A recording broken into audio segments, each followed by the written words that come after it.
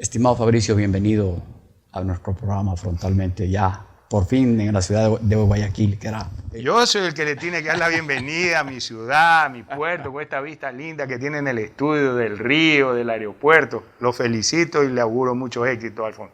Muchas gracias. No me presente nomás como conocido en la vida política, yo prefiero ser conocido en la vida familiar, deportiva, empresarial. Bueno, a eso vamos. La política fue sin querer queriendo. A eso vamos. ¿Cómo va la familia? Muy bien, muy bien. Mi morena de película, los nietos en Chile muy bien. El año pasado tuvimos una bendición, nos nacieron 3 nietas en un mes. ¿No? Una en Chile y 2 acá. Así que, como yo digo siempre, mientras la salud y la familia esté bien, lo demás es como canta Julio Iglesias. A veces sí, a veces no. Hay vaca gorda, hay vaca flaca, pero ahí vamos. Si no fuera aburrido, don Alfonso. Pero por supuesto. La vida... Se nos pasa la mano en Ecuador, también hay que reconocer, pero si no fuera aburrido, si no hubiera desafío. Pero no nos aburrimos nunca. No, eso no, definitivamente. Fabricio, ¿cuáles son los principales cambios que notas tú que hay ahora en el gobierno de Lenín Moreno frente al gobierno que se vivió con tu hermano Rafael? De fondo ninguno, de forma pues que la comunicación de él, no de su asesor Santiago Cuesta, que a Dios gracias ya renunció. Vaca loca, ¿no? Entiendo que renunció y eso creo que es bueno para el pobre Lenín, pero a mí me deja 2 mensajes, ¿no? Uno, que como Jaime Nebot, que es una voz autorizada en Ecuador, dijo, no estoy de acuerdo con las privatizaciones, hay que concesionar. Dijo, y si no hay negocio, ¿para qué me quedo aguantando un palo? Y el otro, que es más ominoso, es que cuando el barco se hunde, pues sálvese quien pueda. Y ante la altísima calificación de riesgo del país y ante la proximidad del examen que nos tiene que hacer el Fondo Monetario para continuar con las ayudas o suspendernos, hay que tomar medidas. Y son medidas impopulares. Entonces mejor no es estar ahí aguantando todo lo que se viene. Pero no era lo más impopular que le podía pasar a Moreno el tener ahí a una persona que cada vez que salía lanzaba cornadas por todo lado. Una vez más, por eso digo, lo principal creo que es eso. Pero también hay 2 mensajes subliminales implícitos ahí. El uno, se acabó el negocio. No hay privatizaciones. No hay privatizaciones. Consiguió un financista para hacer una refinería en media hora. Y la otra es, agárrate que vienen las medidas. Entonces,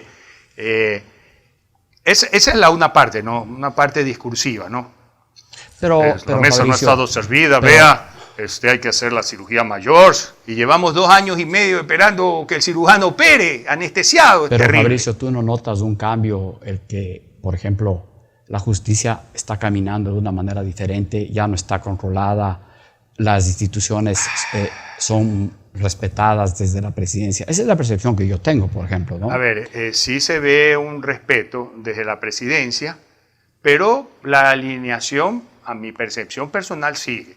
Por ejemplo, Arroz Verde, que eran cohechos del 2013 al 2017, como el 2017 afecta la elección de Lenín, lo rebautizaron sobornos hasta el 16 nomás, ¿no? INAPAPER no se mueve. Son temas graves. Por regla de 3, acuérdense, yo soy ingeniero mecánico, matemático hasta la médula. Por regla de 3, si Glass está preso por los millones que le encontraron al tío, ¿por qué no lo está Lenín por los millones que le encontraron al ñaño? Pues esa es regla de 3 nomás, ¿no? Entonces se ve que el establishment vende muy bien el cuco del regreso de Rafael, que ya voy a explicar porque es un mito. Temor a que vuelve Correa, ¿no? Venden eso muy bien para sostener a un régimen que clínicamente está muerto. Los libros de texto de política dicen que con menos de 30% se prenden las alarmas para cualquier gobierno. Pip, pip, pip. Y efectivamente, por la subida y luego bajada, pero ya quedó la herida del diésel en diciembre, el 31 de diciembre pasó al año nuevo con 28% de aceptación. Póngale el margen de error que quiera. Hoy en día está con menos del 15%. ¿Cómo ves el tema económico, Fabricio? A eso iba a llegar. Entonces, con menos del 15%, cualquier gobierno está caído. El de Bucarán, el de Yamil, el de PPK en Perú. Y entonces, ¿cómo se mantiene Lenín? Con mucha astucia, por el lado comunicacional, antes usted repartía pues la torta, como en efecto él ha repartido. La última fue porque la mitad de la asamblea se la regaló a Creo, ¿no? Que creo que le hace mucho daño a Lasso. Jaime Nebot tiene pues obviamente cuota de poder muy importante, pero antes llegabas ahí, ¿no? Y le dabas un ministerio, le dabas una institución. Ahora, lo que hacían los políticos que contrataban un medio de comunicación, la famosa pauta de Yunda, ¿ya? Ahora, Lenín lo que ha hecho es dar la pauta directa. O sea, el vicepresidente, Otito Sonejol, era un gran chico por otra parte, le tengo mucho aprecio, lo conozco desde crío porque estudió en el mismo colegio alemán que mis hijos. Somos amigos de los papás y todo, una linda familia. Pero Otto, de alguna forma, fue presidente de todas las radios del país, con lo cual claro, no se van a hacer autogol hablando mal del gobierno, pues no, las radios. El secretario de Comunicación de la Presidencia es el hijo de el dueño de Radio Sucre, de Vicente Arroba, ¿no? Una radio que es importantísima, sobre todo en nuestra región. Entonces también esa radio va a estar alineada con el gobierno. El Ministerio de Obras Públicas está en manos de el hijo de Galo Martínez, ¿ya? Un gran diario, ¿ya? De los pocos que hace investigación, la hace acertadamente, pero teniendo al hijo de ministro como que atenúa cualquier crítica, cualquier cosa. Tenemos un alcalde de Quito, que eso ya no es cuestión del gobierno, que es dueño de medios y dueño de televisión. Entonces, creo que eso de ahí es lo que está haciendo que este gobierno clínicamente muerto se mantenga a pesar de que está debajo del 15% de la aprobación, porque no hay nada que exacerbe al pueblo como los medios de comunicación. Y por otra parte, está bastante repartido el poder, que no es lo mismo que tener instituciones sólidas. Vuelvo a insistir, la Fiscalía, en la que yo tengo puesta mi esperanza, aún a pesar de mi comentario, creo que ha sido, por decirlo menos, laxa en investigar a fondo la corrupción, por decirlo menos. ¿Y cuál es la verdad de la milanesa? Que nadie pues quiere que Lenín se caiga, porque alguien tiene que hacerse cargo de la crisis del país. Yo creo que esa es la razón de fondo, Fabricio. Ahí yo discrepo contigo por algo muy simple. Los medios efectivamente tienen el poder pero no para mover al pueblo. El pueblo, al menos yo te hablo por Quito. En Quito la gente del pueblo no sale a protestar. Nunca las marchas en Quito han salido de un barrio popular. Salen siempre de la Carolina, clase media alta, que convoca a la gente y sale esa gente.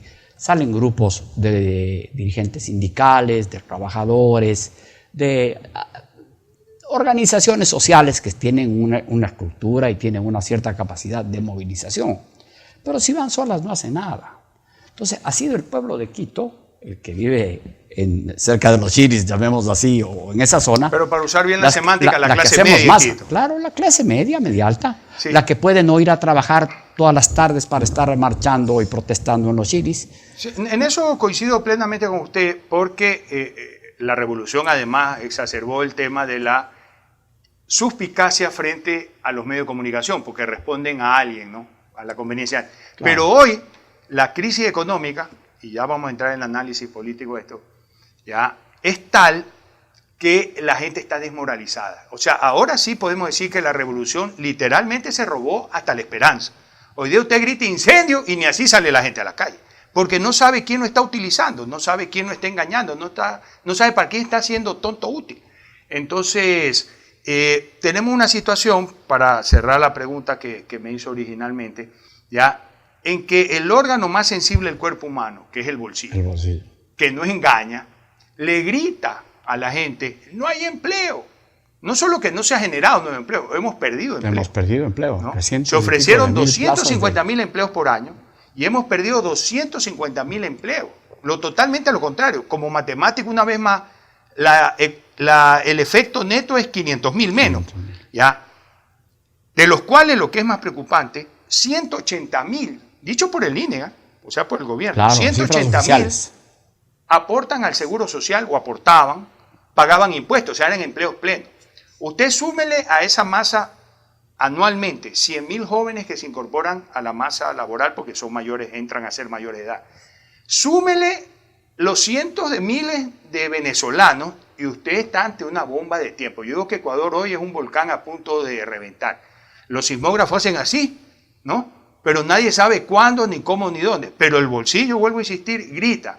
No hay empleo, no hay liquidez, no hay seguridad y más encima en la calle nos matan. Póngale a Guayaquil la crisis de la droga H, porque no es un problema de la sierra, sino de la costa, y usted tiene el cuadro perfecto para una explosión social. Que a Dios gracias no se ha dado, pero tampoco se le está resolviendo. Claro, y además el Fondo Monetario prevé en sus análisis que el país va a decrecer más aún este año y el año que viene. Entonces ellos prevén un crecimiento recién para el año 2021, cosa que es un panorama muy poco alentador, sobre todo para la gente que no tiene trabajo, que no tienen cómo llevar una medicina, un pan a la mesa. Cuando las veas cortar, pon las tuyas a remojar. Hoy día puede ser extemporáneo, pero Macri en Argentina, un hombre de empresa, exitoso con Boca Juniors, que fue lo que lo catapultó a la fama política, no tomó las medidas. ¿Por qué? Por decidir en base a la popularidad, no como decidimos los emprendedores, los ejecutivos, en base a los resultados. Entonces le dijeron, ¿sabes qué? Si tomas esta medida, la gente se va a disgustar, si haces lo acá. Aplicó un gradualismo y ahí están las consecuencias. Por más que es un mimado del Fondo Monetario, perdió las elecciones y obviamente va a perder la presidencia.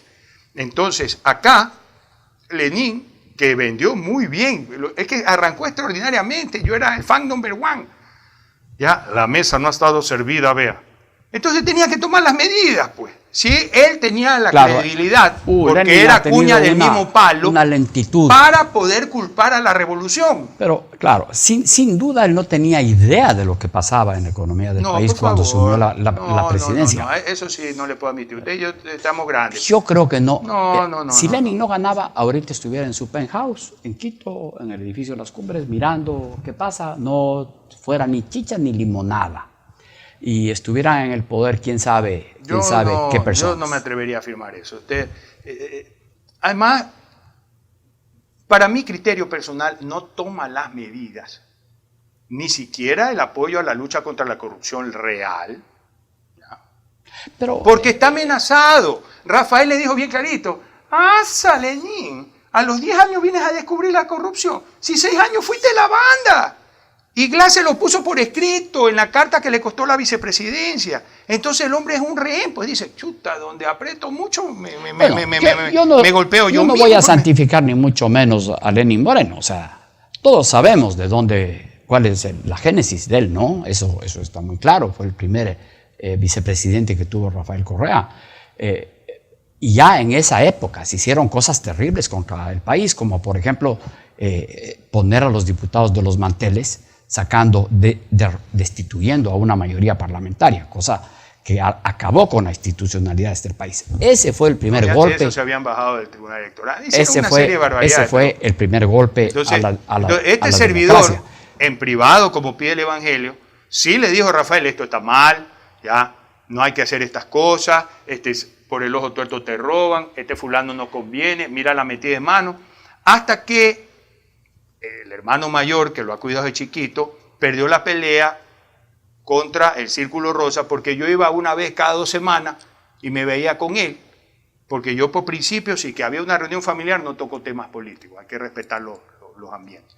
Entonces, cuando había una oportunidad, que me consultaba algo, yo le decía, pero los otros están 7 días a la semana, 24 horas al día, echando incienso y difamando. Entonces, pero sí me parece un poco injusto no reconocer algunos aciertos de Lenin. Por ejemplo, el haber convocado a la consulta popular para nombrar un tribunal, un consejo de participación ciudadana que hizo lo que hizo, por ejemplo, me parece que no es justo no reconocer eso. A ver, yo no estoy siendo injusto, Alfonsito, por favor, y que no me entiendan así. Le digo, yo era el fan number one.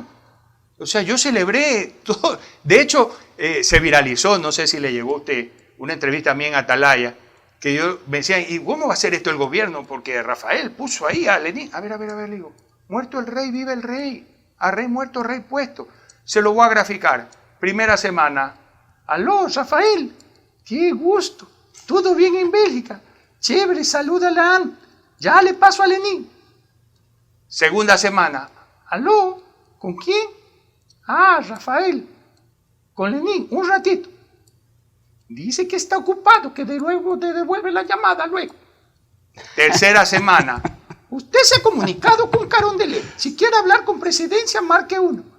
Esa es la ley de la vida. El señor que tiene la banda y la pluma para firmar decretos es el que manda. Es el que manda. Entonces, Rafael se equivocó porque no había puesto un títere, había puesto un amigo, que son dos cosas diferentes. Él pensó que iba a tener Entonces, un títere. Quiso una oficina en el palacio, ¿no? Esa primera distanciamiento que yo preví, pero de inmediato, que nadie creía hasta que lo comprobaron, le subió los bonos a Lenín. Bien, vamos bien, no hay mejor cuña que la del mismo palo. Luego, una serie de medidas. Luego, la prisión de Glass. Luego, la consulta. Pero si tú ya tomaste credibilidad, porque vas en la dirección acertada, porque además eres cuña del mismo palo, lo que tenía que venir eran las medidas duras. Y hoy día las estuviera cosechando. Pero no lo hizo, no lo hizo. Entonces, de popularidades fenomenales, pues de más de 70%, eso ya se lo quisiera cualquier presidente en el mundo, hoy está en menos de 15%. Claro. Eso es lo que estoy haciendo. O sea, una vez más dilapidó el capital político un presidente ecuatoriano. Sí. Porque lo mismo que estamos diciendo, usted lo escucha en la calle. Oye, Fabri, los primeros 4 años de Tuñaño, mi respeto. Pero después pasó lo que pasó. Claro. Fabricio, ¿cómo es tu relación con tu hermano en la actualidad? ¿Ya hablan, ya conversan? No, desgraciadamente no. Yo he manifestado públicamente mi perdón. El tiempo que es el gran aliado, la verdad. ¿Perdón de qué? De todas las campañas que me montó Rafael. Ah, ok. O sea, Rafael me montó una campaña de contrato que no la pudieron comprobar. De hecho, cuando fui a apoyar a la Fiscalía en este tema de arroz verde, llevé el caso Arroz con Chancho, que son los correos obtenidos legalmente, judicialmente. Lo mío no es hacker ni nada. Yo pedí a través de la justicia los correos de Alexis con los que compran los jueces. O sea, tuvo que comprar jueces para sostener una mentira. Entonces, comenzaron por ahí, auspiciado por Rafael. Luego en el 2012, después de que yo llevé la campaña Ñaño, esta vez no, y casi le viro la consulta popular porque yo sabía lo fatal que era para este país meterle la mano a la justicia, peor estando al frente Alexis. Entonces la gente me pidió que haga un movimiento, active políticamente y formamos el movimiento Equipo, Equidad, Progreso y Orden. Y el nombre evoca que yo no me considero ni Mesías prometido, ni refundador de la patria, no. Esto lo sacamos adelante en equipo. Cuando hicieron las simulaciones, Vinicio Alvarado, se alarmaron porque hubo un titular de prensa, yo fui contraportada del Miami Herald en el 2012, y anunciaban Ecuador 2013, Correas versus Correa. Entonces se preveía incluso que por el morbo la contienda se centre en los dos, y yo tenía las posibilidades, no digo que lo iba a ganar, pero que tenía las posibilidades, eso le salió en la simulación a Vinicio, entonces me descalificaron fraudulentamente el movimiento. Ya van 2. Y luego en el 2017 también me montó unos temas. Entonces, yo a pesar de todo eso, es como que usted deje de amar a su hermano menor porque está en las drogas. Y el hermano menor que está en droga y respeta a la mamá, le roba el billete al papá, se le lleva el carro sin su permiso y lo choca, pero uno no lo puede abandonar. Entonces yo a mi hermano no lo dejaba de querer. Me hubiera gustado equivocarme, no me equivoqué. En la cancha de fútbol, en el Guamo, me dicen, bomba, llega el profeta, porque todo lo que yo he dicho se ha cumplido, yo no me he equivocado en nada, absolutamente Fabricio, nada. Entonces, ahora, este hermano mayor, mientras lo cuidó a Rafael hasta el 2008, yo hice el informe por el cual expulsó a Odebrecht, porque esa es mi especialidad, yo soy ingeniero mecánico especializado en hidráulica, tengo 35 años haciendo estaciones de bombeo, una estación de bombeo hidroeléctrica al revés. Entonces me pidió que le haga un informe, que hable con el gerente de Odebrecht y le diga, o arreglas o te vas. Y con ese informe los votó. Yo lo dejé blindado a mi hermano, mientras yo lo cuidé, mientras él se dejó cuidar, yo lo dejé blindado a mi hermano contra la corrupción. Porque hoy día se hubiera llenado la boca cuando lo acusan de temas de petróleo, de tema hidroeléctrico, hubiera dicho, a mí. Si yo he sido el único presidente que votó a Odebrecht, en todos los demás países Coimó yo lo voté. Pero cuando ya estábamos distanciados en 2009, Alexis, el procurador del Estado, el contralor y la fiscalía lo hacen volver y les entregan 4.500 millones de dólares a dedo con sobreprecios de más del 200%. ¿Cómo defender eso? Eso no hay cómo. Pero vuelvo a insistir, yo no lo he dejado de querer, yo he manifestado mi perdón, pero estoy así asomado en el balcón como el papá del hijo pródigo de la parábola del Evangelio. Esperando que venga, porque si no lo veo venir, ¿cómo le salgo al encuentro? Esto es de a dos. Vamos a seguir, Fabricio, luego de una pequeña pausa comercial. Vamos a comer, a comerciales. Seguimos en este interesante diálogo con un amigo de la casa, Fabricio Correa. Fabricio, la justicia tiene, con lo que tiene, ya tiene acorralado a Rafael Correa. Lo tiene acorralado por el tema de estos sobornos. El tema del secuestro de Balda es otro tema sobre el cual ya pesa una prisión preventiva en su contra. El juicio no puede avanzar, pero igual Colombia tiene, tengo entendido, iniciado un proceso para que se investigue quién atentó contra la seguridad del Estado en Venezuela, ya que otro juicio por secuestro no se puede seguir allá. En Colombia. En Colombia, sí. Y eso que no ha saltado grandes cosas, porque estamos hablando recién de los sobornos para las cositas de la campaña. Aquí no hablamos no, estamos en el peloteo de calentamiento. De los millones que... Entonces aquí la pregunta es... Estamos en el peloteo de calentamiento, eso está claro, Alfonso. O la banda o la pandilla... O el Círculo Rosa cagó a Rafael o Rafael cagó al Círculo Rosa, porque ya en este punto, ya nadie se quiere quedar callado. Todo el mundo habla. No sé. Yo no podría afirmar eso. A ver, vámonos poniendo en orden. Mucha gente, la gran mayoría además, está en desacuerdo conmigo, pero yo sostengo que Rafael es un fanático. Y los fanáticos no son gente mala necesariamente, son gente que cree que el fin justifica los medios. Osama Bin Laden quería que usted y yo nos vayamos al cielo. Eso es bueno. Pero para irnos al cielo tenemos que convertirnos al Islam. Y como la nación más poderosa cristiana de Occidente, Estados Unidos, es la que impide el triunfo del Islam, hay que matar a los gringos para que te vayas al cielo. Entonces, cuando alguien se fanatiza, ya el cerebro le empieza a funcionar mal. Rafael es un hombre con la mejor de las intenciones, lo he escuchado de pequeño en este tema.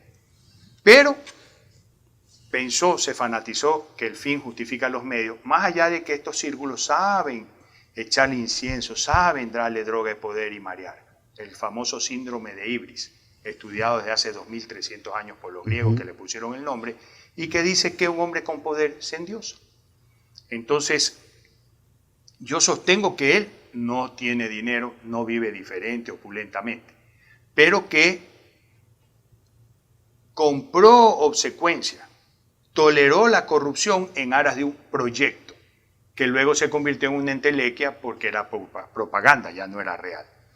Dicho esto, significa que, como dije Perdón, pero el proyecto era llevarnos hacia donde está Venezuela ahora. No. ¿Cuál es el proyecto? No, el proyecto es acortar la brecha entre pobres y ricos. Y el principal eje del proyecto, que luego no se hizo porque se tergiversó, por el que yo apoyé la campaña y la dirigí, fue el empoderamiento de ciudadanos. Yo sostengo que mientras en Ecuador el pueblo sea inmaduro, porque eso es lo propio, Ecuador, digo yo, todo esto es de mi construcción, Ecuador sufre el síndrome del hijo del rico.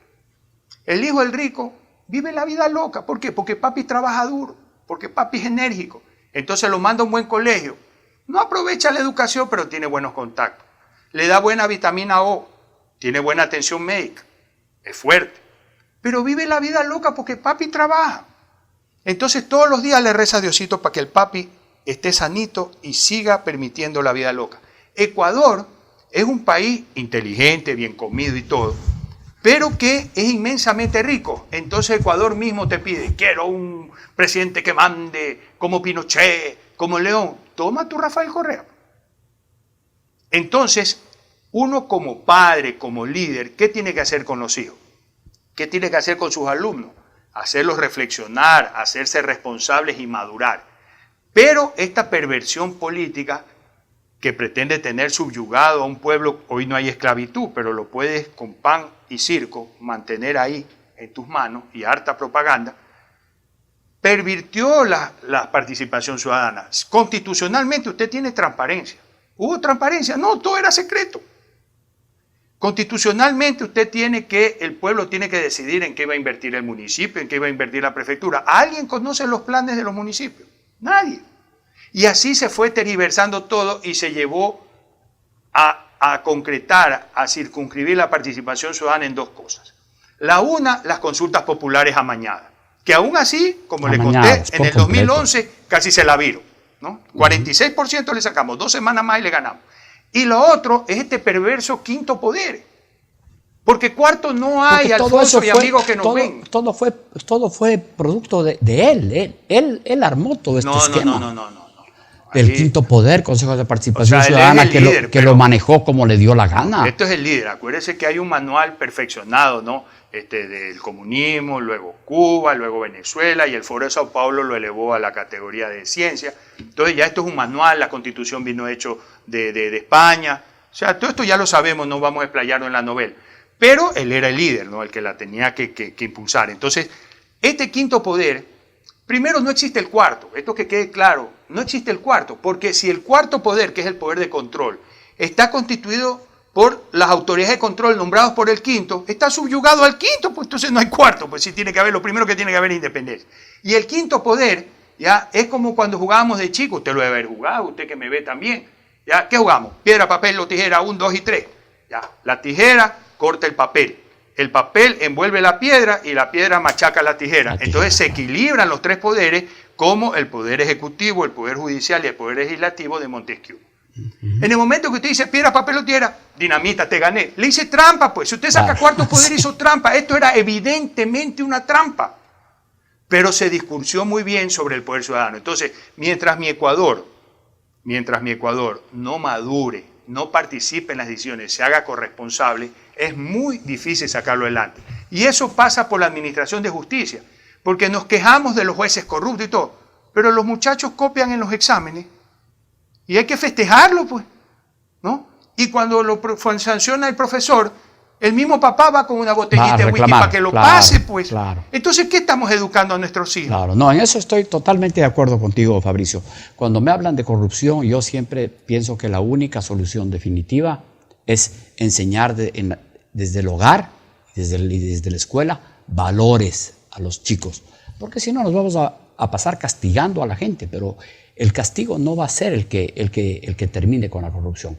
Ese buen proceder tiene que venir del hogar, de la casa y de la escuela. Que es la extensión del hogar. Y de la escuela, que es la extensión del hogar. Pero hoy hemos debilitado al papá. Usted puede llamar al 911 y decir, papi pega. Por favor, a usted y a mí nos criaron con una chancleta, pues la mejor psicóloga es la chancleta. Mi mamá tenía la beta esa de cuero de vaca de 2 ramas, que le llamaba García Moreno, que quita lo malo y pone lo bueno. Y nunca nos pegó, era disuasivo, estaba colgadito ahí. Miraba y nos portábamos bien. Fabricio, pero yo te pregunté otra cosa. ¿El Círculo Rosa jodió a Rafael o Rafael los jodió a ellos? ¿Hasta dónde van a ir las lealtades? ¿Hasta dónde van los silencios? Lo que pasa es que es, como diríamos los matemáticos, biunívoca la relación. Al yo evidenciar que había un círculo rosa, de alguna forma lo blindé a mi hermano, porque hay un resorte psicológico, no solo en los ecuatorianos, en la humanidad, que resiente, que rechazas el sentir que te han hecho cojudo.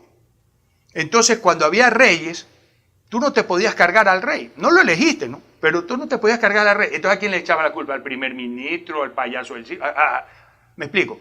Acá la gente se resiste a creer que le tomaron el pelo. Entonces, cuando yo creo el Círculo Rosa, todo el mundo me decía, buena gente, Suñaño, el círculo es que es una vaina. Y yo para mí adentro decía, ¿y quién alineó el equipo? ¿Por quién eligió el círculo? Pues, ¿ya? Entonces, es un tema de que, fíjese, la primerita que le dieron de baja fue a mi cuñada.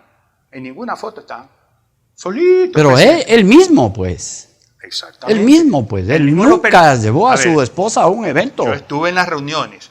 el discurso del Círculo Rosa era: ¿en qué parte de Europa se ve que el primer ministro esté con la esposa, que la primera ministra esté con el esposo, que el presidente? Entonces no tiene que haber primera dama. Y Rafael agachado. ¿Ya? Pero nadie te cuida más que mi morena, que su esposa, nadie lo cuida más a uno. Luego había que quemar al ñaño mayor, que todo el mundo sabe la verticalidad. Yo soy intransigente con la mentira y con la corrupción. Luego se bajaron al promotor de Rafael en Quito, que usted lo conoce muy bien, Alberto Acosta. Claro. Yo no comulgo con Alberto, pero lo respeto, porque debemos reconocer que es él vive como predica, ¿no? Exacto, es inteligente, ¿ya?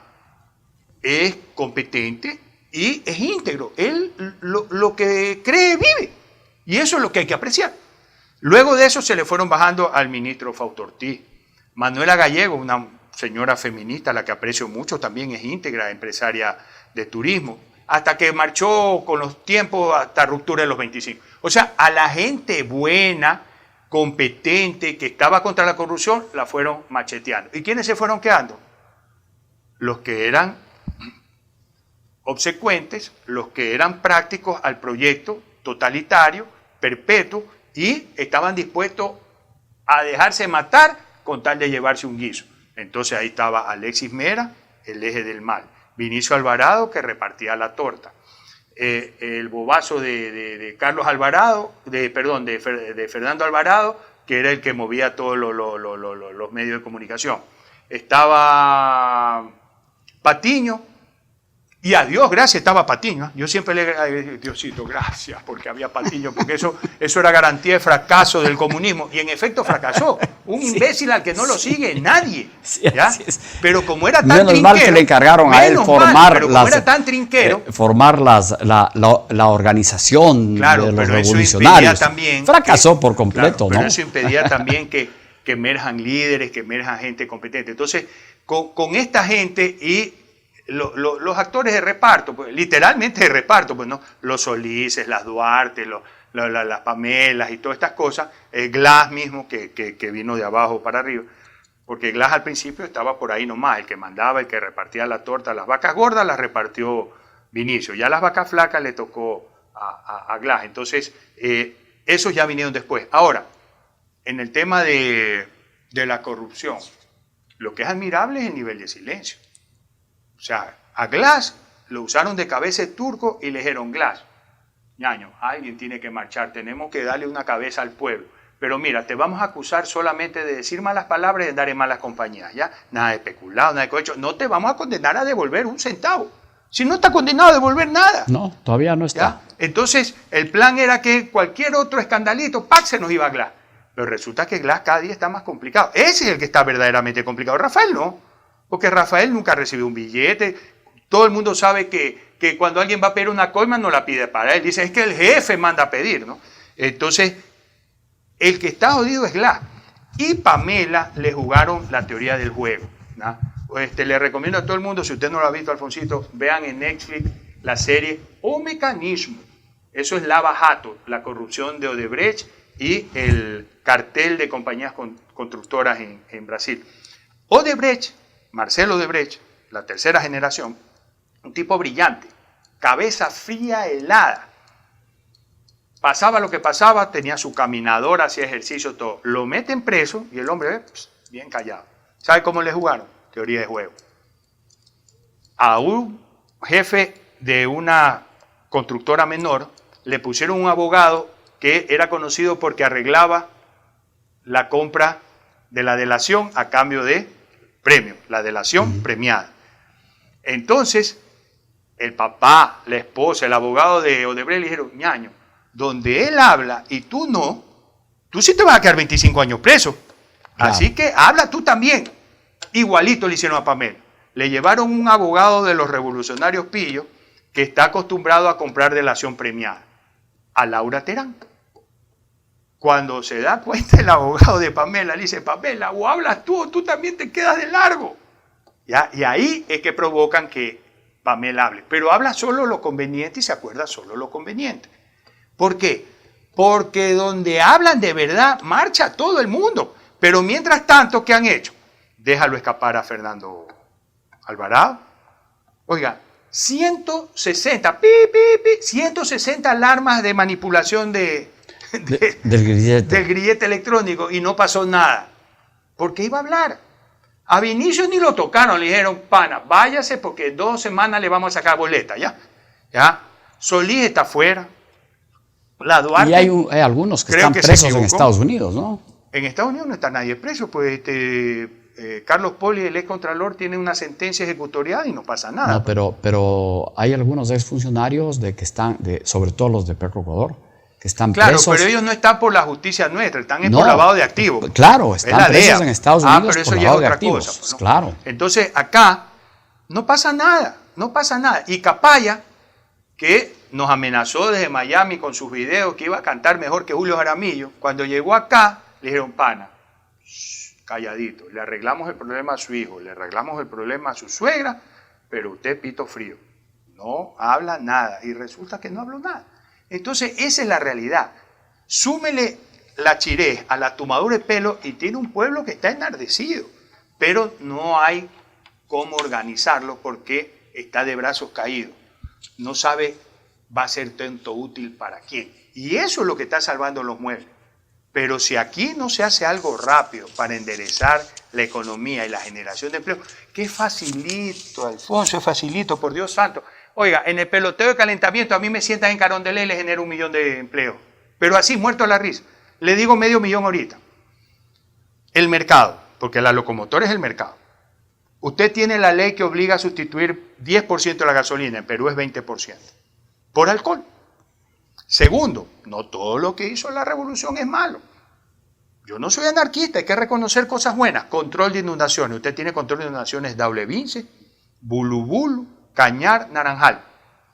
Y todo nuestro pueblo, usted vaya del Carchi al Macará, vaya a Tosagua, vaya al Oriente, todo nuestro pueblo sabe hacer alcohol pirata. Cuando usted ve una farra de pueblo, que le gusta viajar por Ecuador, no le dan Johnny Walker, una puntita, y se lo quedan mirando y dice, mira cómo le haces el güero. Entonces, si todo mi pueblo sabe sembrar alcohol, claro, si todo mi pueblo, es cuestión de que Lenin ordene enérgicamente que Petroecuador compre todo el alcohol. ¿Cuál es el truco? Que lo compre a precio internacional como hace Colombia. Entonces, caña manabita, acabo de estar ayer en Portugal. Brasil es un país que se mueve con gasolina, con alcohol, ¿no? Y Colombia. Entonces, y libere ese petróleo para venderlo. Pues. Claro. Cuando se termine de pagar la deuda. Caña manabita paga 93 centavos el litro. Entonces, nuestro montubio y nuestro indígena del campo, contrario a lo que piensa mucha gente, es un capitalista. El indígena tiene la chacrita, el montubio tiene el desmonte.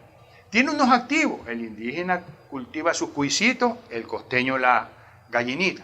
Tiene unos activos más grandes que los sacan de apuro cuando la cosecha es mala, pero porque ellos son conscientes del riesgo del capital y el mercado. Entonces tienen borreguito en la sierra, chanchito en la costa. Entonces ese hombre que es inteligente, básico pero inteligente, saca cuenta y dice, 93 centavos el litro, yo saco tantos litros. Uy, aquí en negocio. Alfonso, ¿usted cree que va al Banco de Fomento? Va en Ecuador, ¿qué se llama ahora? A que lo hagan perder el tiempo. A que mientras está haciendo el trámite le roben en la finca. ¿Ya? No, claro. Ese va donde John Jairo. ¿Cómo está, doctor? Oiga, vea, tengo este negocito, cáigase con billete. Venga, doctor.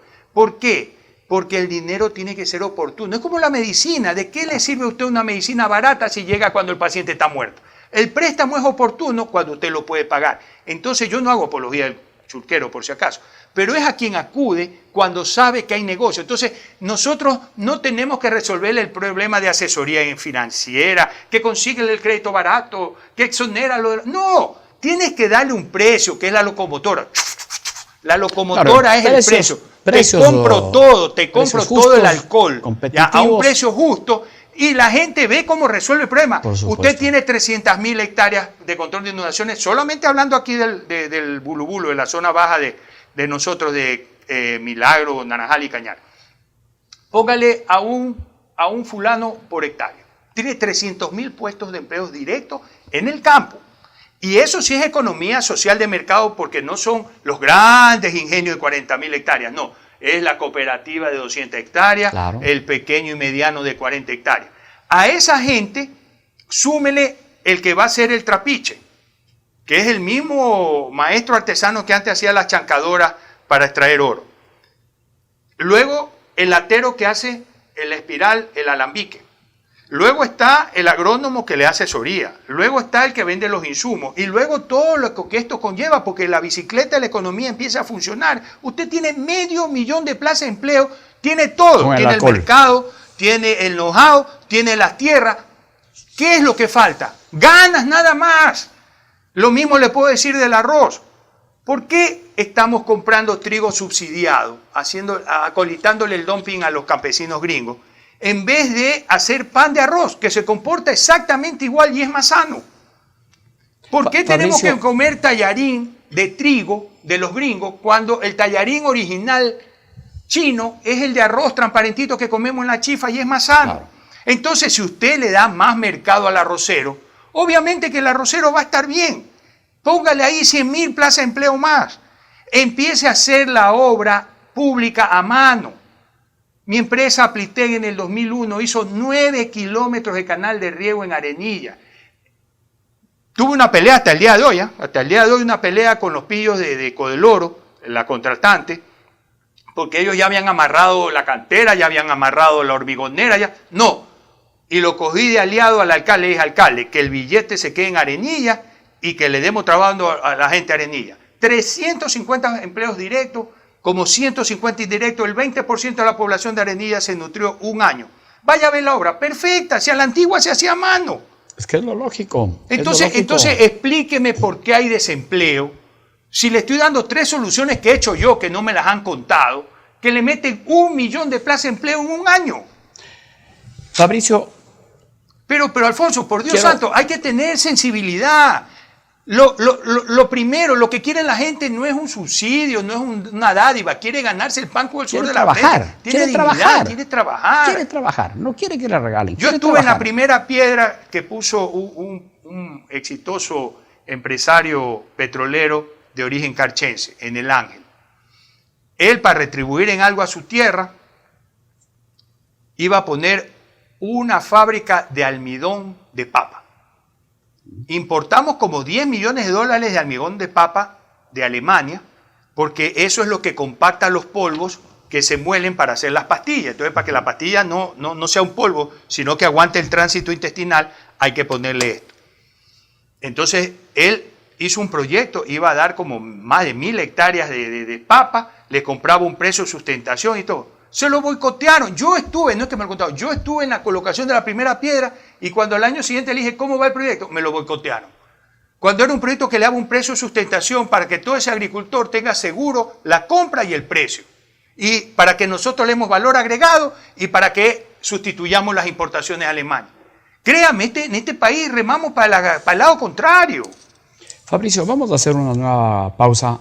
Bien, estamos de vuelta con el ingeniero Fabricio Correa. Fabricio, cambiando un poco de tema, si uno hace un seguimiento a cómo se portó tu hermano durante su administración con respecto a sus expresiones de alguna manera despectivas o ofensivas hacia las mujeres, cómo actuó, a mí me da la seguridad de que él es misógino. ¿Él es misógino? A ver, las expresiones despectivas no solo fueron contra las mujeres, fueron contra todo aquel que le lleve la contraria. O sea, pero yo a sus propias compañeras de asamblea les dijo que a todo aquel que le lleve la contraria. El hermano mayor, las colaboradoras de él, a los ministros los humillaba públicamente.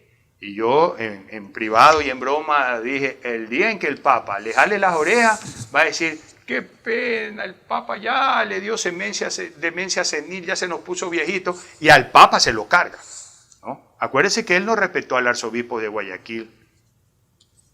Así es. Acuérdese que no, y era el presidente de la conferencia episcopal, además, ¿no? Entonces, un católico que se lo cargue al jefe de la iglesia ecuatoriana. Entonces, no, eso es un tema que tendríamos que traer en el plano psicológico, que sí lo he conversado en otras entrevistas.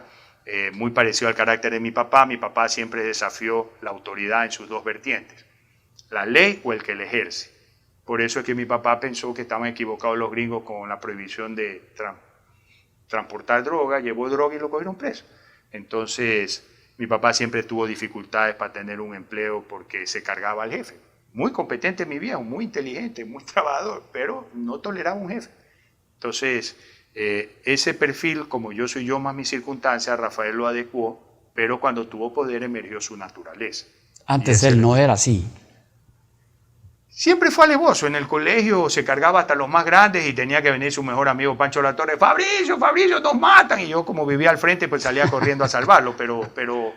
Pero eso se va morigerando conforme pasa el tiempo, ¿no? Y tienes que adaptarte a una realidad, ¿no? Pero cuando tienes poder te salen esos temas otra vez. Fabricio, ¿qué en estas circunstancias en que ya vienen juicios y hay 2 casos ya que están sólidos y no me cabe duda de que van a venir más? ¿Qué pasa en el entorno familiar? Debe ser muy doloroso para tu madre, para tu hermana, para ti mismo, ¿cómo eso nos lleva a una reconciliación? No entiendo. Él no cuenta con, no, la soberbia, con ustedes, ¿no? La soberbia es muy, muy fuerte. A ver,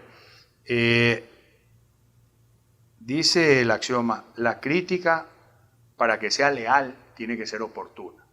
Esto es, si tú ves que tu hermano está entrando con una pandilla, ahí tienes que tratar de sacarlo, ¿no? Por más que se pelee contigo y se ponga trompudo.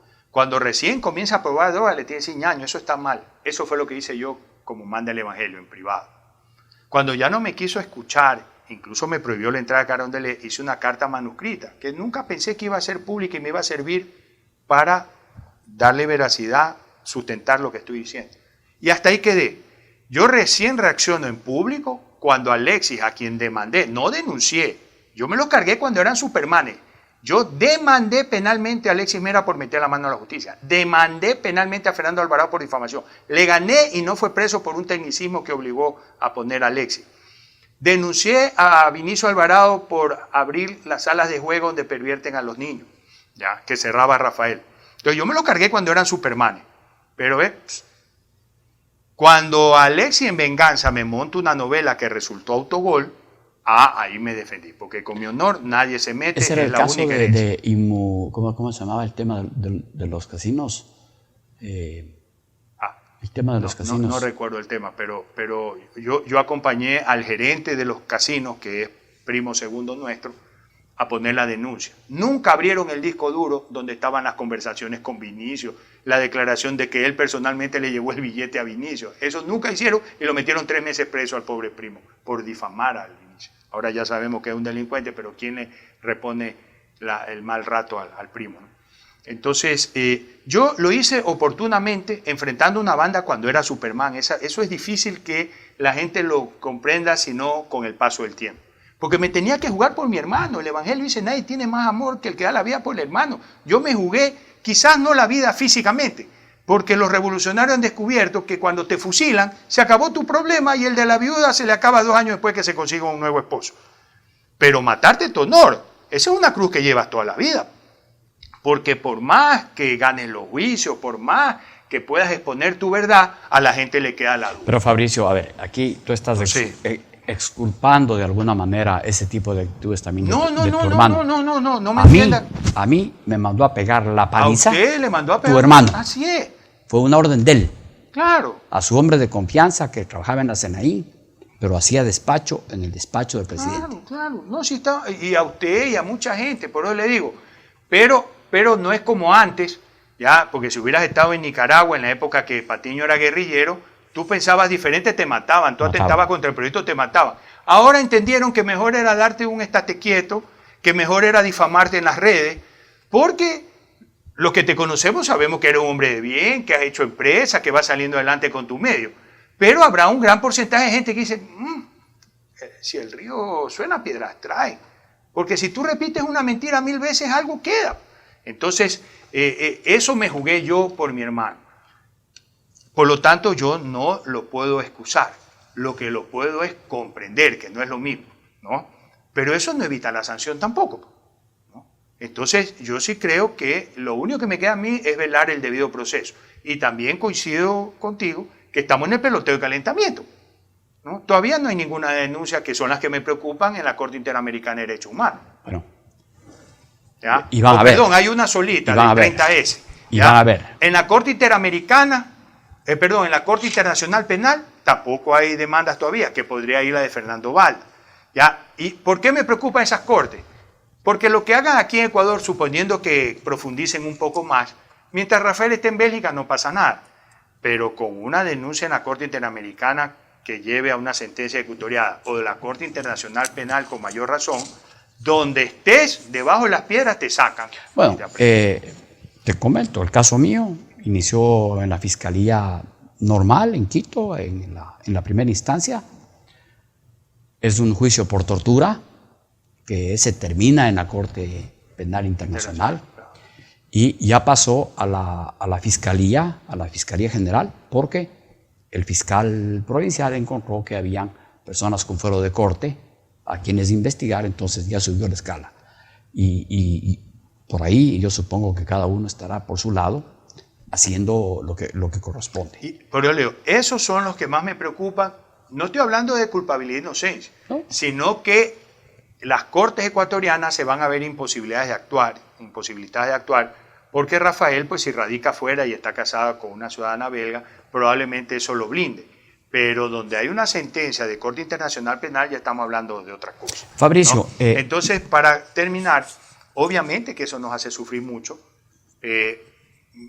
Mis hijos sufren de no poderse ver con los primos y primas. Miguelito, el menor de Rafael, es mi ahijado. No me pasaban la llamada ni cuando lo llamaba para el cumpleaños, mi cuñada. Entonces, eso causa un dolor. Y obviamente mi mami, que acaba de cumplir 85, sorry mami por darle edad, pero si no se entiende lo que significa para uno la preocupación como hijo que siempre la ha cuidado, ha estado bajo mi cargo. Mi mamá tiene buena salud, pero estas cosas obviamente la angustian. Entonces procuramos que no vean las noticias, ya no compro periódicos, pero es inevitable que si ven el carro, el otro día que regresaba de la playa, venía oyendo el radio y alguien decía, y el dictador Correa, uy, mijito, ¿por qué me le dicen dictador allá? ¿No? Y ve las noticias, o sea, siempre es doloroso, ¿no? Yo no me imagino cómo sufrirá mi mamá. Cuando mi papá fue tomado prisionero, primero no circuló en la noticia, y segundo, mi mamá tenía solo 32 años, 4 hijos que sacar adelante, pero a los 85, que a otro Rafael Correa, a otro amor suyo, le pongan un buzo naranja, le pongan grilletes, lo traigan así como a Lara para humillarlo, ¿no? Eso me la puede llevar a la tumba. Entonces imagínate el cuidado que yo tengo que tener. Fabricio, ahora tus hijos ya son grandes, ya están trabajando contigo, uno de ellos está trabajando contigo. Los 3 varones. Ah, los 3. Sí, manejan empresa familiar y con mucho orgullo lo hacen mejor que yo. Porque para eso somos los padres, para que nos superen los hijos. Un buen maestro tiene que estar orgulloso de que lo supere el discípulo, así que esa es una tranquilidad. Enhorabuena, Fabricio, lo habíamos comentado en el último programa en el que tuve la suerte de compartir contigo. Ahora que ellos están manejando la empresa, los negocios del padre, me habías comentado que tienes más tiempo libre, que te dedicas un poco a otras cosas. ¿Qué hay en el futuro político de Fabricio Correa? Uy, qué susto esa pregunta. A ver, tengo libre tiempo, pero para hacer lo que hice desde la revolución. Defenderme, a Dios gracias, la integridad de este servidor, y perdónenme la inmodestia, hizo que vaya ganando todo, salvo lo que compró Alexis, pero eso es autogol, porque es pan para hoy y hambre para mañana. He defendido mi patrimonio, que me lo atacaron, el principal de ellos en Gabao, todo de ganado. El tema de Engabao, ¿qué pasó ahí? ¿Qué pasó? O sea, luego de que algún momento conversamos personalmente tomando un café, sí, te estaban quitando las tierras a ti, a gente de la FARC, Fernando Alvarado, que surfé ahí, cuando me convertí, entre comillas, en enemigo de la revolución, utilizó los medios de comunicación del Estado y los comuneros para vender la falsa imagen de que yo le quitaba la tierra a los comuneros. Cualquiera que va a Puerto Engabado va a encontrar casas de 2 pisos de hormigón armado, todas de surfistas amigos de Fernando. Entonces, le he ganado 2 veces en el Ministerio de Agricultura, Le he ganado 3 veces en la justicia, le he ganado 2 veces en Corte Constitucional, y lo que yo no he hecho, porque no me gusta la violencia, es entrar al braveo con gente que sí me han ofrecido los servicios, 10 fulanos especializados en temas de desalojo, de invasión, depende para quién trabaja, pero a mí no me gusta así. Yo entro siempre de la mano de la justicia y prontamente estaremos otra vez ahí. Pero eso no solamente tienes conflictos ahí, tienes conflictos en Manta, tienes conflictos en Libertad. Entonces, hemos sorteado todos esos ataques, más los temas penales, civiles, porque igual hay que defenderse y llevar pruebas. Aquí y en el extranjero. Por ejemplo, la demanda de tráfico de influencia que me hicieron en Colorado, Estados Unidos, donde la justicia funciona, por lo tanto yo mismo llevé la denuncia al fiscal para que le investigue al de Ecuador. Esa la gané en menos de un año, pero costó $200.000. O sea, si este servidor no tiene $200.000, yo soy un pari en los Estados Unidos, ¿no? Y así. Entonces, la otra realidad es que yo era como un hombre con lepra, pues nadie se me quería ni acercar. Entonces, yo que soy pobre a la antigua porque sé lo que tengo porque no debo, ahora sí debo, porque no pude trabajar 10 años. Luego de eso tuve que vender activos, pero hay activos grandes, latifundios, que no los puedes ya vender, entonces nos endeudamos. Entonces, hoy en día, la empresa que manejan los chicos tiene que sobrellevar esta carga. Yo sigo tratando de... Ya he terminado el tema de la defensa de los activos, ahora viene el tema de hacerlos productivos. Entonces, ese es mi rol. Y acceder a este tipo de entrevistas como usted, que es un medio serio, para crear opinión y sobre todo proponer soluciones.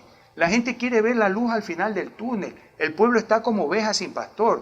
Entonces, ¿cuál fue el resultado de las elecciones del 24 de marzo? Que se vayan todos, que se vayan todos. Los falqueses, íconos, a mis amigos además, ¿no? Íconos de la política en el oro, perdieron, papá e hijo. Perdió Mariano Zambrano indirectamente en Manaví a través de Clemente Vázquez. Pero perdió el número 2, que también es de la partidocracia, Jaime Estrada. Perdió Luis Fernando Torres, un excelente administrador y un excelente político. O sea, no podemos desconocer esa realidad. Pero perdió en Tungurahua, en Ambato. Lourdes Tibán, mi cuñada, como me dice ella, me dice Cuñiz, me dice, ¿ya? Perdió en su casa, en Salcedo. Paco Moncayo, héroe de guerra, gran exalcalde. Mentira, tercero, no quedó segundo, tercero. Y así, Patricio Cisneros, dueño de la península de Santa Elena. De su movimiento, el único que perdió fue él. Los otros 3 candidatos ganaron. Ganaron la prefectura, la alcaldía de Santa Elena y la de Salinas. La única alcaldía que perdió, la de Patricio. Entonces, ¿qué está diciendo la gente? Que está hasta aquí de los políticos. Vaya a ver la calificación de la Asamblea. Si hubiera calificación negativa, tuvieron menos 99. Ya, el Consejo de Participación, ni hablemos, pues no, el pobre Curita Tuárez hizo un autogol, pero fenomenal, de chilena, él mismo se lo hizo. ¿Ya? Entonces, la gente está harta de los políticos, de la partidocracia. Entonces, estamos en una situación muy similar, es una mezcla, ¿no? Muy similar a la del 2006, donde emergió un outsider llamado Rafael Correa, y la del 2000, después de que se evaporaron los ahorros por la dolarización. O sea, hartazgo y desmoralización. Es muy, pero muy difícil sacar un país adelante ante esas circunstancias. Porque usted, ya como decimos el grito famoso, al empate calceta, va 7-1 y dice vamos al empate. ¿Ya? Pero cuando la gente está con los brazos así, ¿cómo le dice al empate calceta? No hay cómo. Entonces se necesita un liderazgo diferente. ¿Qué más descubrió la gente? La gente, porque los que sabemos, sí sabíamos, Jaime Nebot lo dijo muy claro, descubrió que la marca Correa está viva, pero no hay el Correa titular, entonces está el ñaño mayor. Entonces ahí viene y se preocupan de que esté Fabricio. Como Fabricio ha estado calladito desde el 2012, más allá de las opiniones, las entrevistas que usted me hace y otros amigos, de repente salta a la cancha por el tema arroz verde, el bobazazazo de César Monge, el patiño de Creo, le digo yo. ¿Ya? No se le ocurre mejor idea que en este nuevo pacto que tiene Creo con Alianza País, ¿ya? Tratar de distraer de una paper y me la monta en arroz verde. Ah, papá, por favor. Él no sabe qué palo trepa, le dije. ¿Ya? Le dije, César Monge Ortega, viniste hecho el monje, terminaste dando el Ortega. Entonces... papá, ¿no? Entonces, como el que no la hace no la teme, y las crisis son oportunidades, primero lo demandé, y lo demandé, ¿ves? en Chiqui, porque yo a un político debajo de todo fue un fracasado como ese no le doy presa. Y tiene un problema penal ahora conmigo, ¿no? Por usar una grabación ilegal y editada y hacerme una campaña de difamación que viene desde el 2017. Luego fui a la fiscalía, la fiscal se disculpó conmigo, me dijo, ingeniero, contra usted no hay nada, no hay ningún apunte. No Diana hay nada. Salazar. Amoroso, la de lavado activo. Me dijo, no me lo dijo, pero me lo hizo traslucir. Pero si se la monta a Monge, tenemos que llamarlo porque si no va a decir que hay arreglo o algo, ¿no? O sea, así comenzó la... Además, yo estaba preocupado porque yo fui con mi destapacaño tricolor, ya todo el mundo se murió de la risa, pues no, ¿qué es lo que dice la gente? Una imagen habla más que mi palabra. La gente que dice, si este tan idiota que viene a tomarle el pelo a la fiscal es que no tiene nada, pues no tiene nada que temer. Entonces se rieron los de seguridad, los periodistas. ¿Qué viene a ser ingeniero? No le puedo declarar. Pero diga algo, vengo a limpiar esta mierda. Entonces fui a donde la fiscal, yo dije, la fiscal me dice, oiga, usted se apetía. No, mijo, póngalo ahí, muerta la risa. O sea, la que más gozaba el de tapacaño era la fiscal. Después se disculpa, me dice, disculpe que lo hayamos hecho subir, ya contra usted no hay nada, pero comprenda. No, tranquila, le digo, yo sé cómo funciona la política. Entonces me hizo unas cuantas preguntas, es que no tenía ni siquiera que conversar, ¿no? Entonces yo le expliqué, vea, cohecho es aportar algo para que le den algo. Odebrecht colaboró y lo votamos, o sea, no hay cohecho. Y segundo, lo que usted investiga el 2013 en adelante, y yo me peleé el 2009. Pero para que no me haga subir por gusto, aquí le traigo arroz con chancho. Y entonces ya nos concentramos en los correos de Alexis Mera. Entonces, de repente, la gente se acordó de que había Fabricio Correa, que hay el Correa bueno, como me presenta. O sea, Alexis Mera también tiene ahora que responder en un juicio por la demanda que tú le estás poniendo. Una denuncia más que demanda. Perdón, una denuncia. Sí. Y la voy a impulsar. Pero claro. Y ahora las computadoras de la presidencia la tiene la fiscalía, porque cuando yo pedía como persona natural, en uso de mis derechos, a obtener la información que versa sobre mí o mis intereses, la heredera de la Secretaría Jurídica de la Presidencia que dejó Alexis, Joana Pesante, me lo negaba. Entonces lo tuve que pedir judicialmente, pero solo parcial. Las computadoras están bajo cadena de custodia. Así y es. Además de eso, conozco que han ofrecido $3 millones para cambiar los discos duros por unos nuevos. Imagínate. Pero ya sé que hay un respaldo de todo. Así que, aunque gasten los $3 millones, eso es lo que se puede hacer cuando uno está suelto y no está en una cárcel, ¿no? Incluso a los jueces les dieron una información parcial, porque los otros dijeron, uy, como ya pasó tanto tiempo hemos borrado. Por favor, ¿no? Esa es la alcahuetería. Por eso es que son de esas cosas que le dejan un sinsabor del gobierno de Lenín. ¿Cómo puede tener a la heredera de Alexis Mera, Lenín Moreno, al lado de él? Esas son las cosas que yo tampoco entiendo y no ha recibido el país una explicación satisfactoria. Entonces, a mí me da vergüenza porque en el Evangelio cuando le dicen a Jesús, maestro bueno, él dice, bueno, solo es Dios. A mí, la Cintia, la esposa de Jaime, tan cariñosa ella. ¿De Jaime Nebot? Sí, me presenta a la embajadora gringa después de alguna sesión solemne de la fiesta de Guayaquil y dice, este es el Correa bueno. Entonces, chuta, es incómodo, pero bueno. Entonces, la gente se acuerda de que hay un Correa bueno, ¿ya? ¿Y cómo yo mido eso? Porque me empiezan a tirar a Chamber. A Chamber lo neutralicé con su declaración juramentada, porque yo lo llamé a confesión y él confesó que, lo declararon confeso, porque no fue el muy marica, ya lo declararon confeso de haber coludido con Alexis para joder. ¿No? Entonces, con eso le tapé la boca. Pero ya me mandaron a alguien a atacar. Lo mandaron a César Monge, también salió demandado el muy burro. ¿Ya? Me tiran ahí unos troles. Entonces, está clarito que alguien está preocupado. Y como este mundo es chiquito y los que hacen el trabajo son los mismos chicos politécnicos, todos que lo contrata una encuestadora, otra encuestadora, te cuentan. Y resulta que, si bien la recordación de Fabricio Correa ha bajado mucho, estoy en menos del 40%, por efecto de que he estado callado, ¿no? Yo no activo políticamente. De ese 30 y tanto por ciento, ya tengo 9% de intención de voto global, lo cual significa que 9 dividido para 36, 1 de cada 4 que me recuerda quiere votar por mí. Eso es muchísimo más que lo que tenía Rafael en el 2006, que tenía 1 de cada 10 y lo conocía solo el 50%. Entonces, yo sí entiendo que mucha gente esté pensando que Fabricio Correa puede ser el outsider que sale a la cancha, pero yo ya he demostrado hasta la saciedad que mi vocación no es política. Cuando me descalificaron ilegalmente en el 2012 en mi partido, me ofrecieron desde la vicepresidencia de la República liderar la lista asambleísta. Dije no 2013, dije no 2017, 2019 me pidieron que sea candidato a prefecto, que sea alcalde, dije no. O sea, yo he demostrado que esto no me quita el sueño, pero la otra realidad, Alfonso, que lo hemos conversado en privado, es que como cristiano, Diosito, Jesús dice, el que tiene talento lo tiene que multiplicar y al que lo entierra, lo castiga. Entonces, si yo tengo una facilidad de comunicación, si tengo competencias para dar soluciones, le acabo de generar 500.000 de empleos solamente en el área de caña y alcohol, ¿ya? Entonces, uno sí tiene que preguntarse, a falta de un liderazgo exitoso, si no le tocará saltar a la cancha. Yo creo que es prematuro, lo veo a Jaime haciendo la tarea que le corresponde de liderazgo a Jaime Nebot, lo veo a Lasso haciendo campaña. A veces no sé si será contraproducente para los dos, porque como la gente no quiere políticos y por otra parte le disgusta que hagan trampa adelantándose, podría ser contraproducente. Pero la reflexión de fondo no es esa, más allá de que sea Fabricio, que sea Jaime, que sea Lasso, que sea el que sea, el outsider. Yo aquí recuerdo a mi ídolo. El ídolo de todo ingeniero mecánico es Alberto Einstein. Y Einstein tiene una frase lapidaria: no esperes resultados diferentes si haces siempre lo mismo.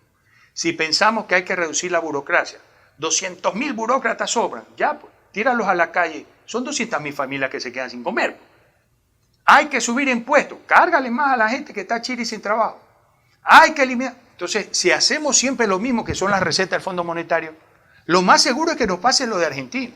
Entonces tiene que llegar alguien con ideas nuevas. Parece que estás repitiendo los mensajes de Jaime Nebot. ¿De quién? De Jaime Nebot. Ah, no le he escuchado decir eso. Bueno, está bien. Seguramente Lasso también lo dice, ¿no? Sí, pero es que ninguno ha propuesto algo diferente. Ninguno ha propuesto. Yo no he escuchado nada diferente. ¿Ya? Lasso habla de emprendimiento. Ah, sí, pero ¿en qué? Yo ya le estoy diciendo en la caña, hagamos a mano lo de aquí, eliminemos el dumping del trigo. Ahí le estoy dando soluciones para 1.000.000 de empleos. Yo a Lasso no le he escuchado decir hagamos esto. ¿Por qué? Porque él siempre ha sido banquero, porque él siempre presta la plata para que tú arriesgues. Pero el banco nunca arriesga porque cobra. Y esa posición es linda, pues, siempre gana, ¿no? Jaime ha estado 20 años dirigiendo Guayaquil, ¿no?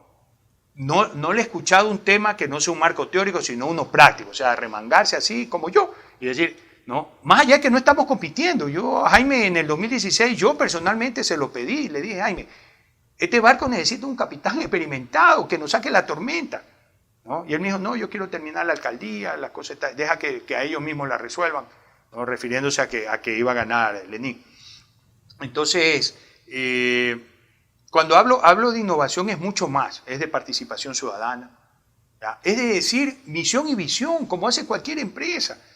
Yo le reclamo, lo primero que le reclamo a la Revolución Ciudadana es, durante 10 años no nos dijeron qué queremos ser, o no nos preguntaron, que era mejor todavía, pero no. O sea, a nadie le preguntaron, atención ecuatorianos, ¿quieren ser igualitos que Venezuela? Eso no nos preguntaron, porque hubiéramos dicho que no. Claro, yo quiero ser igualito que Chile. Como tú bien dijiste, nos hicieron ir a unas consultas populares totalmente engañosas, amañadas. Entonces, lo primero es, a ver, alineemos a este país, Ecuador, solo somos 16, 17 millones, alineémoslo en un objetivo. Es difícil porque somos ricos, somos niños ricos, es difícil porque somos variopintos, pero hay que alinearlo. China tiene 1.400 millones de habitantes y el secretariado dura 10 años y los objetivos 10 años.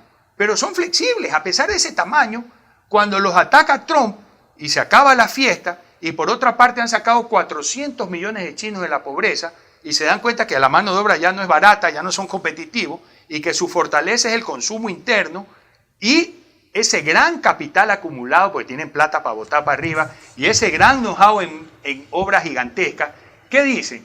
Se van 3.000 años para atrás y dicen, vamos a volver a hacer la ruta de la seda, los dueños del comercio mundial, y vamos a poner nuestro billete en un tren que va hasta Europa, norte de África y regresa por el sudeste asiático, y vamos a hacer puerto, y vamos a hacer aeropuerto, y papá, con nuestro billete, entonces nosotros cobramos el peaje y mandamos, y eso le llaman One Way, One Road. Entonces, ¿qué hacen? A los niños del kinder los hacen hacer ronda. One way, one road. Cantan una cancioncita. La puedes ver en internet, amigo que no está escuchando. A los jóvenes ya les hacen rap. One way, one road, rap, ¿no? Pero a todos los hacen cantar y los alinean a 1.400. Es una misión de Estado. Una claro, misión de país. pero si pueden alinear a 1.400 millones de fulanos, claro, ellos están acostumbrados al imperio y esas cosas. No podemos alinear 16, 17 millones de ecuatorianos. Entonces, cuando hay eso, ya tienes todos un norte consensuado, de ahí devienen las demás prácticas. Entonces, y yo no soy egoísta en esto, ni guardo secreto. ¿Cuál es la vocación natural del ecuatoriano, del hijo de rico? El campo. ¡La farra! ¡La farra!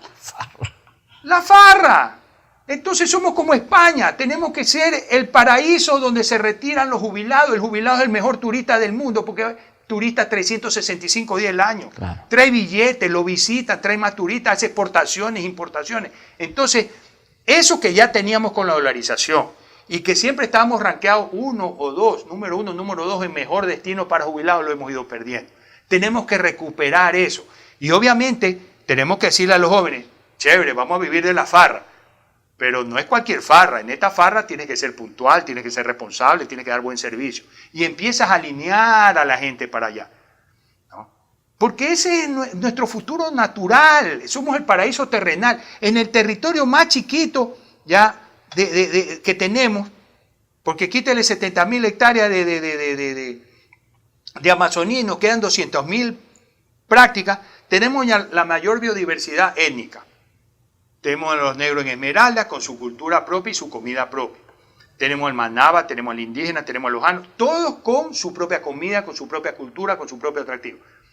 De Guayaquil, ahora que usted está en Guayaquil, en 1 hora usted está en la playa con sol en playas. Claro. En 2 horas y media está en el mirador, en el refugio del Chimborazo a 5.000 metros de altura, rodeado de nieve y si tiene suerte viendo toda la costa.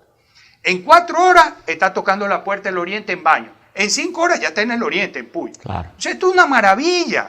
No existe eso ya. Yo, para ir a Puerto Montt, en Chile, donde vive mi hija, para conocer, tuve que estar en una autopista 1.100 kilómetros. Claro, por supuesto, ¿ya? así es. 1.100 kilómetros. Acá, 1.100 kilómetros voy a parar es a Colombia. Pero obvio, entonces, de frontera a frontera me parece que hay... Ecuador tiene que llegar a consensos mínimos. Y para mí, la manera de hacerlo sustentable es hacer que la gente participe en las decisiones. Y ese es el gran desafío. Y el otro desafío, que está votado, porque lo votamos las autonomías, ¿no?